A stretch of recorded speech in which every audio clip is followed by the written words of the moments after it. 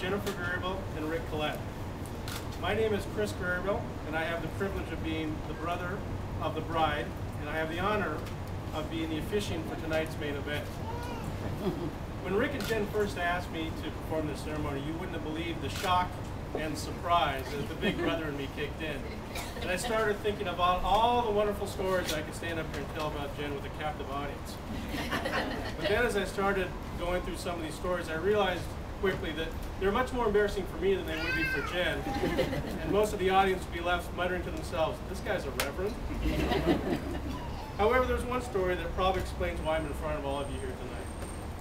I was a senior in high school. Jen was a 9th grader at the junior high school. And as part of my student government responsibilities, I was addressing her 9th grade class. And during that address, I posed the question, why are all the boys on one side of the room and why are all the girls on the other side of the room? I then went on to add that this probably explains why Jen and her friends sit around our house lamenting why they don't have boyfriends. Needless to say, this was a controversial subject in our household for a couple of days. But the key to this story is that within a week, Jen had a boyfriend. So the way I figured, in Jen's mind, brother on stage talking to group equals good for love life. So that's probably why I'm up here tonight. All joking aside, Jen and Rick are a pair of outstanding individuals who will make a wonderful couple. I think all of us have had a chance to interact with them over the last year, realize that tonight's event is not to be a surprise. And in fact, it was my son Matt, about 6 months ago, who, when we were all down at the beach together, posed the difficult to answer question, when are you guys going to get married? The beauty of being a 5-year-old is that you can say what everyone else is thinking. To Jen and Rick, not many couples can handle an engagement, buying and selling a house, and a wedding all within 3 months. You are a great team, good friends, and care about each other deeply. Those are 3 ingredients to a successful marriage. All of us wish you all the happiness in the world, and we look forward to spending our lives with Jen and Rick, the couple. Now, you guys didn't come to hear me talk. I'm going to turn it over to the bride and the groom to go through the vows that they've given. All right. So I'm going to start with a reading from The Irrational Season by Madeline Langle. But ultimately, there comes a moment when a decision must be made. Ultimately, 2 people who love each other must ask themselves how much they hope for as their love grows and deepens, and how much risk they are willing to take.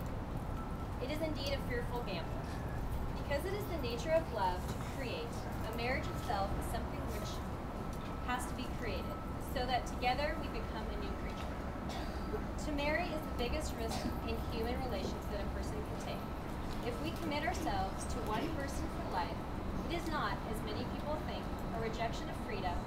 Rather, it demands the courage to move into all the risks of freedom and the risk of love, which is permanent.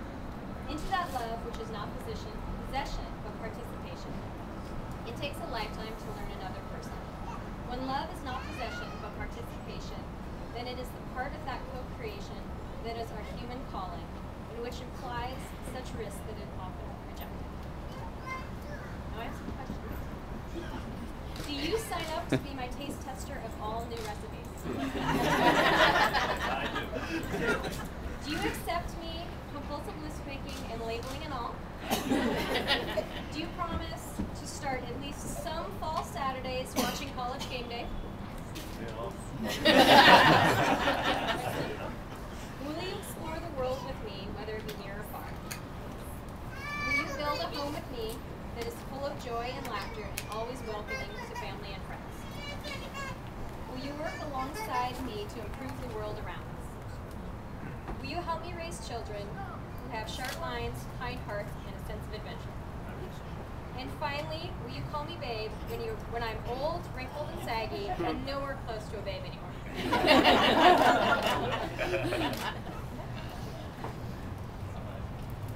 My reading is from a song called Moments of You by Rockefeller.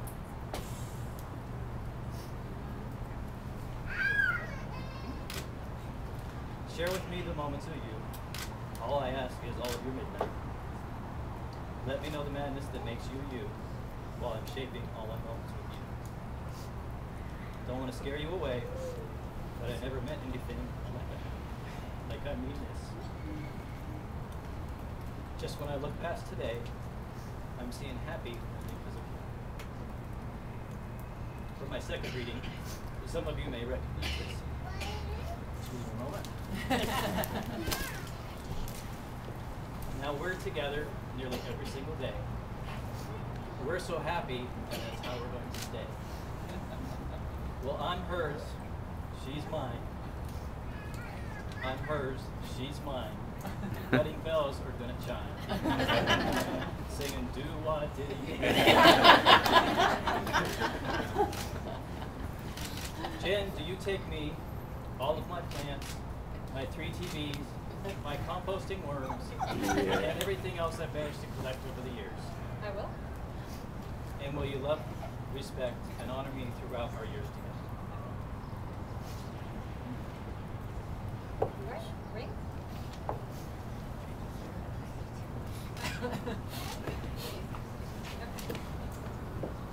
I, Jennifer, take you, Rick, to be my husband, my partner in life, and my one true love. I will cherish our union and love you more each day than I did the day before. I will trust you and respect you, laugh with you and cry with you, loving you faithfully through good times and bad, regardless of the obstacles we may face together. I give you my hand, my heart, and my love from this day forward for as long as we both shall live. Accept this ring as a symbol of my love and devotion.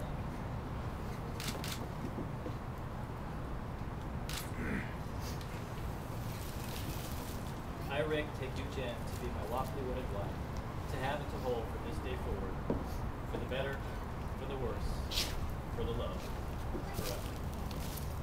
I give you this ring to symbolize our marriage for today and tomorrow, and for all the days to come. I love you.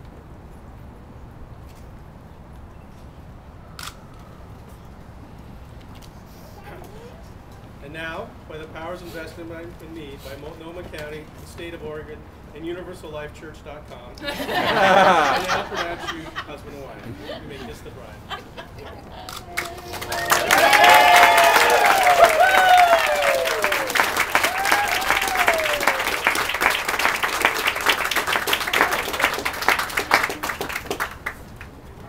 All right, well, thank you all very much. The first thing we would like to ask of you is to all move to this side of the terrace where we're going to have a group shot of everyone. Following that, we would like you to come downstairs where you will find hors d'oeuvres, the bar, and a couple of my friends and other friends from the Oregon Zoo. And we're going to go have some pictures taken after the group shot, and we'll be joining you downstairs as soon as that is all done. Thank you, everyone.